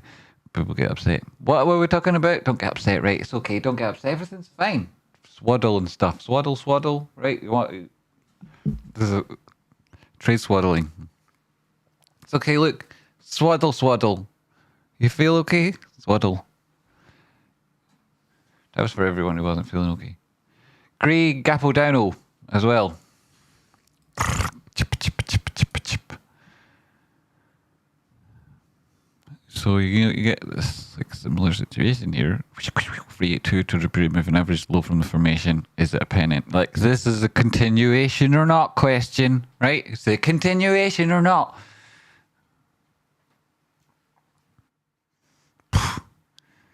Gaps, important information about the gaps. Some of them have, some of them don't. Important areas, distinction, distinction, So, if things do break up, where does the squeeze goes next? Well, if it doesn't, everybody's able to manage the risk very well, right? And this is the way you get rich, right? The winners run and run and run and run. And run, you don't really have to do much more work after you did the first, managing your execution, being aware of the risk. If things go your favor, fantastic. If they don't, do what you can, right? Expects the worst, hopes for the best. What do you think about stocks without options? Brilliant. Right? I think stocks without options, without leverage, great. You know yourself, like, do the course, do the trading drills, you see how effective you can be. You only need to double your initial stake 9 times in a row. If you start with 1,000, you'll get to 1 million. You can get it wrong plenty of times if you limit your risk, because there's no rush to being rich. Let price action come to you. We've talked about things that have gone crazy moves. You know yourself. That one, right? That's crazy. It's like right in front of us there. We saw the Bitcoin one. That's crazy, right? People, like, most traders never get this in their entire lives. Here's the Oatly trade, gain, similar situation. Most, like, there's 100% there. More, right? And like, that's 200%. So, that's 200%. That's like, so, there's 8 times you need to So you don't need to take options, right? Options come with like loads of risk. That like, why would you take like? It's just. I'm with you if you know what you're doing, right? And if you know what you're doing, probably this advice might be, ignored by you for various reasons. I'm not going to criticize anyone, but like the idea with options is that they're supposed to provide you with a method of reducing your risk, not as an instrument to rely on exclusively to exploit opportunities. And while it's tempting when you've got smaller account, say that, so everything's relative, people think like, oh, there's a bigger rate of return on these, so I'm going to trade options. They're looking at the stories they've heard, on the internet, which are 1 in a million, about how people exploit that risk to make money. The truth is, vast majority of people who ever click on that, right, they're losing money, hand over fist. Vast majority. Retail people that trade options, and like that's the way it'll always be. You can reduce the risk while still being exposed to the same topside moves, because it's all about leverage, right? Options don't provide a greater return on capital invested when a trade goes well because they're magic.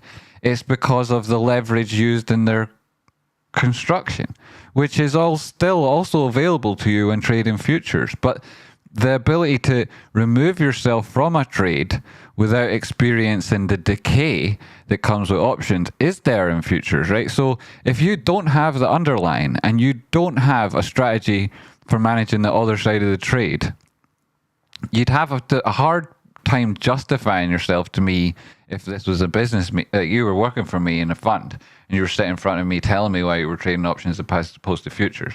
You say, well, they don't have single stock futures. And I say, well, they've got them on the indices. Like, why don't you use that, right? Like, so where is the counter trade, right? How are you managing this risk? What's going on, right?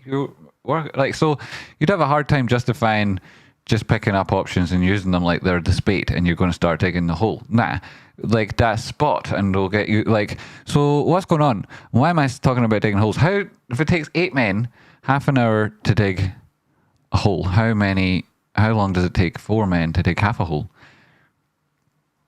So that's the important question. We've asked it before, right? So there's lots of why you have to have a really good reason for trading options, though there are loads of good reasons.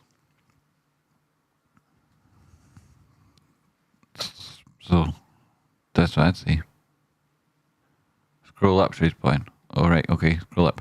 Nah, I mean like individual stocks that don't have options change Tradespotting, but thank you, that is also very helpful. What did you question though? What was I forgotten?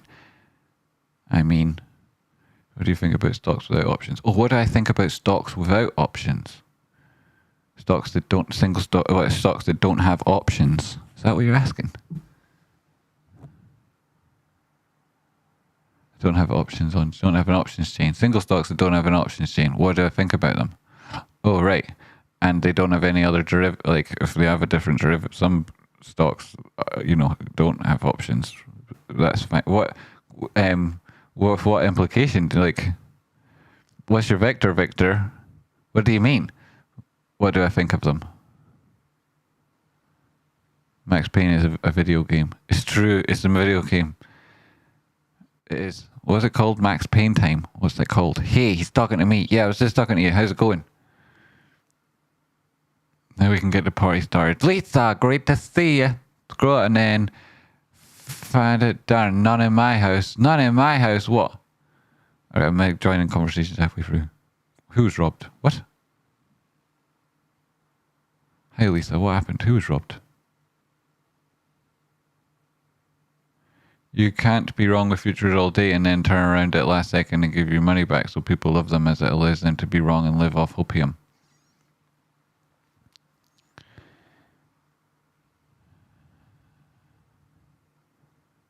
missing the start of that conversation too. I like internet stories. Once upon a time, the market took my money from me to end. That's a great story. Nah, I mean like the individual. I got that one. I don't know. I'm missing out on something somewhere. I'm sure of it. The first 1,000 millionaire dollar maker trade is any from one trade. $1,000. $1,000 on one trade. Try to make $1 million from $1,000 in one trade with 1,000x. Why?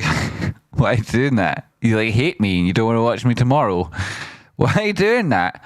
No, if that was like, I'm not saying you are, but like if you are, what? Why would you be doing that? Why are you doing that? There's $1,000 you had there a minute ago. Why would you want to do that? Hey, what? Yo. Just quickly learn everything this guy Tradespotting is saying. Never have to speak to him again. Oh my god, oh my god, oh my god. Quickly. Write it down so I don't have to watch this video again. Oh my god. So, I mean, what? Sad face. It's incredible. Yes, it's incredible. The story checks out. The story checks out? I can neither confirm or deny the rumors. I can't confirm or deny rumors either. I've asked myself for comment, but it's not come back at this time. Not if we're going to print, we didn't hear anything.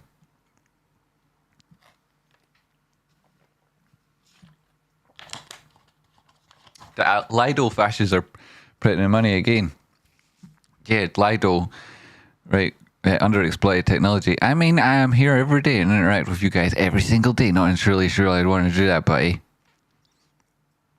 You would definitely want to do that. You like the people that surround you, right? That's the whole idea.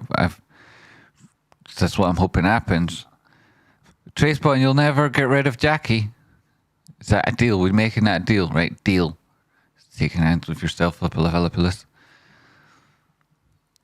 You have to also come to though, right? If it's a deal. Well, one tick in the opposite direction before it moves would make you sad though.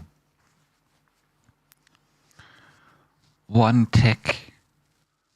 And if we're wrong, that's like the opera. When I go up, I want to be like Jackie.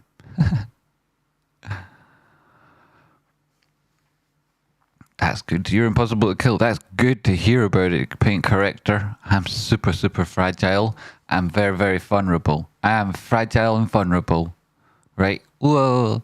Like, oh no. It's easy. I'm like the spider in the drain. You just wash me back down. Keep doing it. But then keep climbing back up again. Keep doing it. I think GNS owners should have bought their own stock back if they were really wanting to fight naked short sellers. At under $1 since the float is low and they have 18 million in assets. Could have got question marks. Like GNS spent a lot of money hiring and making sure they're involved in the conversation about short squeezes and these sort of assets, making sure they're still there at the front of the conversation, spending money doing that. GNS owns a personal interest in actually fighting the shorts. Well, I can't judge the guy myself. Kind of judge him, but he's definitely paying for his space in the limelight. Like those books that are on the bestseller list, and you're like, how did this get on the bestseller list? And actually, it's not the bestseller list. It's just a sort of slightly massaged version of the bestsellers list, open to particular type of companies that are taking advantage of this other product, which we do sell ethically, legally, and one of the advantages might happen to be that it's not all that different from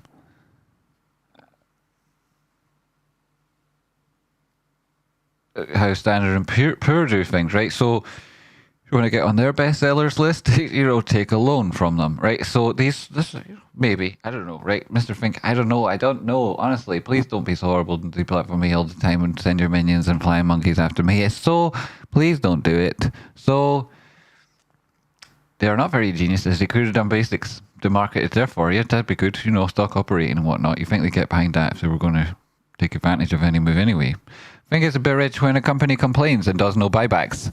Yes, especially if, but like 18 million. 6.31. like you were saying, did they ban it back there? Well, this, we don't like to, we said it was got positive moves. When did we say it? I can't remember.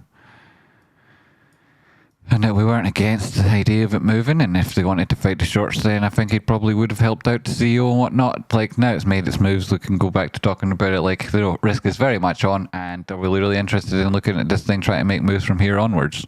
When you've got your gap below back down at 50% off, and then another at 90% off. And prior to this move, it was always in the downtrend. I mean, current market cap 97 million, average volume 77. That's averaged over a long period of time. 81 today. In truth, it's all atypical, really. So what do we expect? Well, I mean, that's come back down, right? It might not be tomorrow. It might go up with the rest of the squeeze, push it back up to 12. That could be 3x what it's at the minute. All these things might happen, but this thing presents huge risk to the downside. Average true range on the tiny time frames doesn't match up. Like, you're not getting anything that's at all like any sort of a trend. This has had one move, self-parabolic, and that's not a proper formation. When it does break down by first important levels, it'll completely collapse. 4 hour time frame suggests that you're going to lose more than 3/4 of it. And it's like, I mean, it's just like, you know, it's like people do the same thing with BBBY. You know, they like get their whole hopes and dreams in life invested in the move of this one ticker. When they see all these other things on my show doing massive moves all the time, they get, no, but everything in their life goes invested into this one ticker. And then they give all these reasons why afterwards. And it's like, no, it was an emotional decision that people try to justify afterwards, like rationalize afterwards in all sorts of ways that, you know, I'm not saying that like people suffer from cognitive dissonance and that, you know, they should learn a lesson and like how many times in life do you need to make that mistake and what. I'm not saying all those things because it's so obvious. Why would I? Anyway, yeah, so people make the same mistake. So, you know, 339, that's all well and good. Down to the 4 hour time frame. See that some part of that positivity, which is mostly expressed by opening higher and moving lower.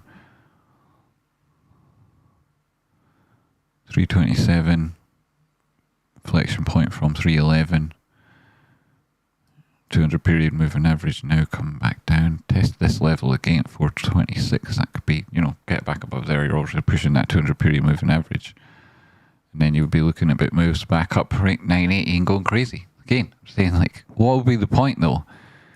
I mean, I know the point, but like, what would be, like, why put all your eggs in one basket? At least that argument, you know, you'd at least be able to sell that, wouldn't you, Tradespotting? Like, why put all your eggs in one basket when the risk reward ratio is really not to your favor on this thing? Like, sure, the reward's great, but like we see like better moves elsewhere, and then the risk is hugely dangerous. You know, and then the frequency of getting stopped out is so much higher on the same strategy on than it would be on a different asset. Like, part of that, again, when you're looking at GNS, the same thing. Like, making these huge, massive moves that are completely in terms of range. Volatility does not fit in any previous profile on the same thing other than being a bit bonkers. And you may be looking for the Tradespotting signals, like 4 hour, this black below 10. Sure, you got a little bit of that for this move. Very simple, a 200 period moving average. I mean, we called this trade as it is, so I don't need to explain it again. Right? We said it beforehand. It's probably drawn on there. Yeah, there it is. So, like, well, it's like, well, ask me about that. Or GNS, really. So that's it. Yay! Used to think the job of a trader was to manage risk. You know, manage it in one sense of the word. And then you say, but it's actually to minimize it. Yes, definitely. Like risk avoidance, that's what trading is. It's risk avoidance. Any engagement with the market will be in order to exploit an opportunity. And then it's all about risk avoidance. Should we call exits out trees so we can have entries and out trees? I'm not a big fan of out trees. I like the entries myself. I don't actually have an opinion. I was just trying to give one. This is... Hey, that's the problem with the world. Right there. Pardon me. Innies and outies. Sugar beat me to the punch. See now, beat me to the punch. This like Death of Banana Fish is mini Dana White. In a minute now, he's going to put two and two together and get belly punch on Rumble, multi-billion-dollar belly smash program coming to a obscure streaming platform near you, yo. Right? I mean, I'm in. Goes to check Saul and sees that I've made $100 while I was eating dinner watching Jimmy. That's nice. Aw, you made more than me. I didn't make $100. No. Bleh.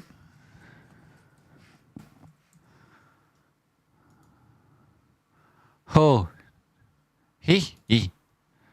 50 minutes. Oh, look at that. 24. Oh, aye. The volume on there. Interesting. The British control zone. Another potential entry. What did it say then? 5 minutes you get in that? Bum.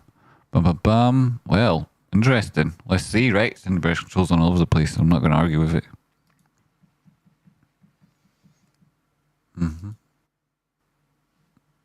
I mean, that was quite good if you made it on that down move. Bam. Bitcoin. Hey?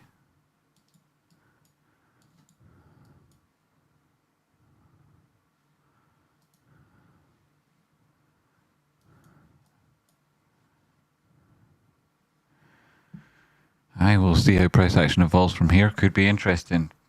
Tradespotting fan club? Fan club. What? It's a question mark. I am a fan. I tried at JME. Tried what? What did I miss? Nice, Rocky. What did we miss? Hot damn. Well, this I have to see, praise. What are we seeing, praise? Business I heard all day, praise. Breaking news for any Kim Dreamer fans.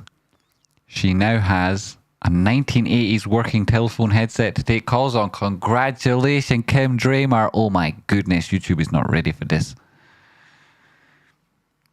I'm not ready for this. Right, I got $99.99 Dripodactyl.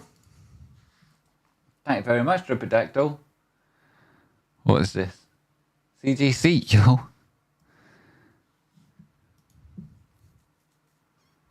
Right. Pardon me. A $1.3 billion canopy. Canopy. So,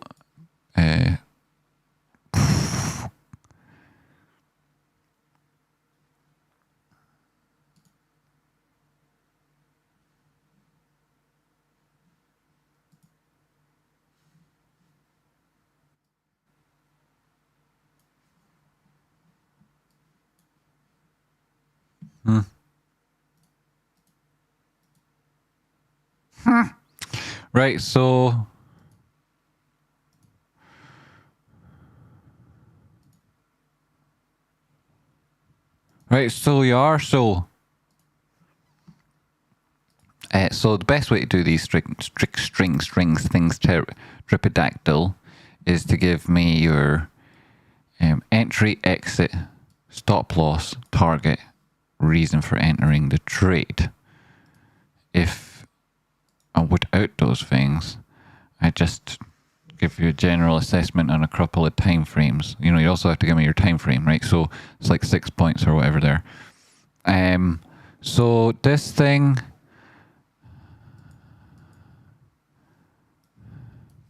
that looks like a that looks like a formation. Here, what? I don't want an A, B, C, D. Get out of my face. Why is it doing that?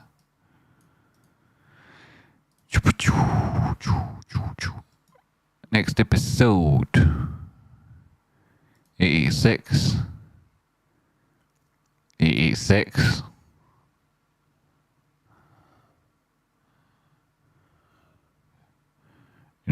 if that doesn't, it's not wrong, but if it doesn't hold. So, it's not wrong. So, I mean, it's not wrong, Spada. So maybe, baby.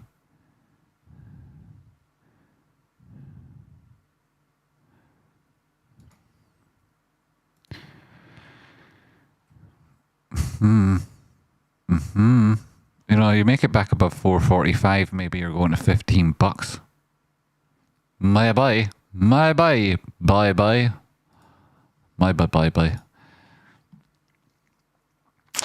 Though,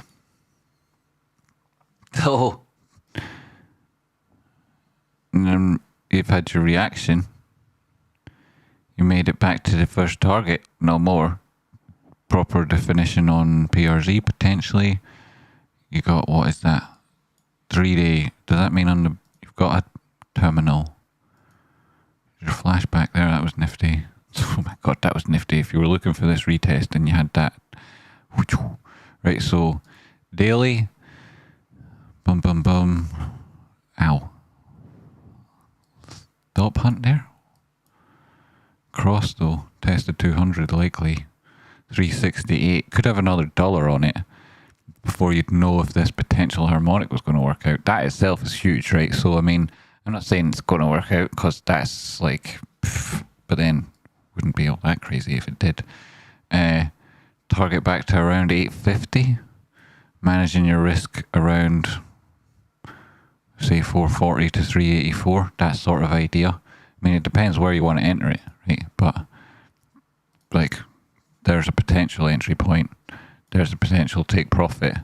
And then you would have to be justifying both of those 2 points based on where you imagine to be definitively wrong. So this is where it gets hard to provide you with actionable advice. And this isn't financial advice at the best of times. So, you get back above there. There's one way of doing it is to put your stop immediately where your entry is. And if this price action does make above that prior high and you test this area subsequently, then a stop anywhere back below there might be fine. Looking left, I can see, back below the 200 period moving average would also take you back towards these levels and exceed anything that was of like volatility that took you beyond the range there. So, I mean, maybe that would work for you. And if you put the average true range, you have a better picture. But I actually don't really know exactly what you're thinking here, Dripodactyl. And then, you could also be looking at this, saying if this managed to exceed 50% against this downtrend, which like a lot of people would be measuring that, saying it looks like they've taken off because of the bullish divergence on the most recent touch of these lows. And it out of the bearish control zone, didn't retest it there, but price action was quite strongly moving back up again, like uniform moves to the top side. You back above the center line now, tested the center line. If that fails, then you'd be looking at this thing making a bit of disaster, but it probably doesn't. Probably holds it and at least tries price action pushing towards 380s, or no, 310, 280, then 310. Already did 280. One today. So, back above 280, push to 310. And then it breaks. That's what it looks like it wants to do. And if it gets anywhere back below 220, I think it probably completely collapses. Right, so that's what we're looking at. CSG, I'm not sure exactly what you're thinking. 4 hour, 50 simple, you hold that at 247, that's your first idea. But it's still like lower risk, similar opportunity moving between back from 440, 420 back up. Once you're there, you can see how price action performs. A stop.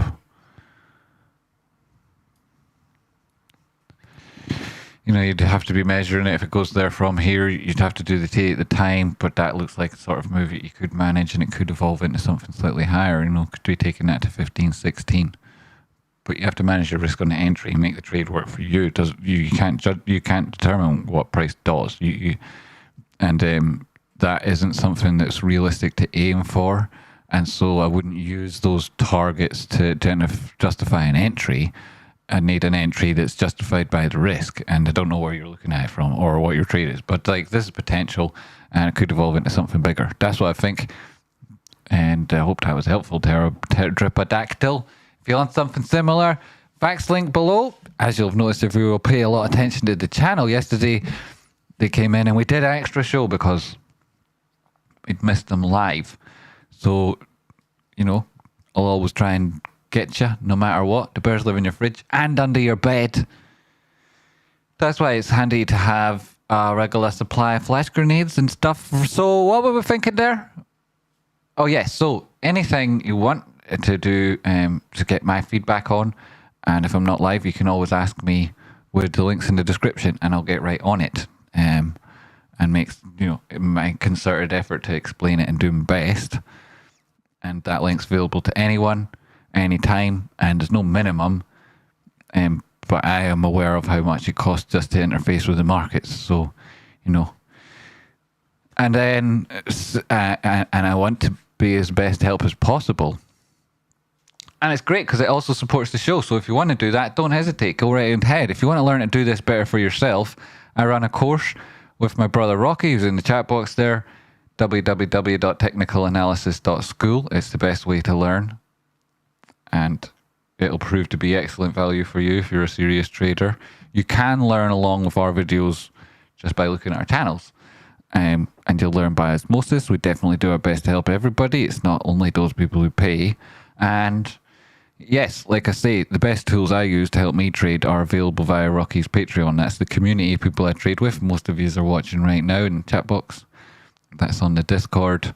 And the tools, including the indicators you get with Rocky across Patreon. And the top tier, you also get access to the harmonic trading, which we've touched about a number of things on today. A number of people have taken that. And it helps a lot with your trading. You know, it's a really good advanced way of managing opportunities as they evolve and spotting potential targets, which can help you manage your ratios when you're looking at risk.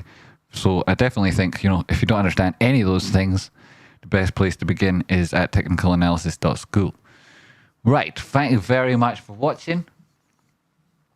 You know, hit the like button and share button. Tell your friends about Tradespotting. Like I say, I really am, not a joke, but I really am completely booted off Twitter forever. You know, not for any real good reason. There'll be no good for that reason and for that. And no good will come from it. And I've also been shadow banned here, obviously. You know, it's not complicated to look at the stats. It's easy to see. And Rocky also has proved that he's been shadow banned. So it's very difficult without your help. And I rely on you. And I appreciate so much that this show can continue with that being the case for so very long, which it has been. And few people would have been able to get through it. And the only reason I've been able to is because of you. So thanks so much. Thanks so much. You know, if this is the first time you're watching, I'm lucky you're here. Thanks. Hit that like button, and I'm sure you'll remember to come back and see good stuff in future. And I'm always here to help you. And if you're a returning viewer, trapped you. You'll never escape now. That's it. I've got you. That's it. I've got you. Now there is a point to this all, and you better not forget.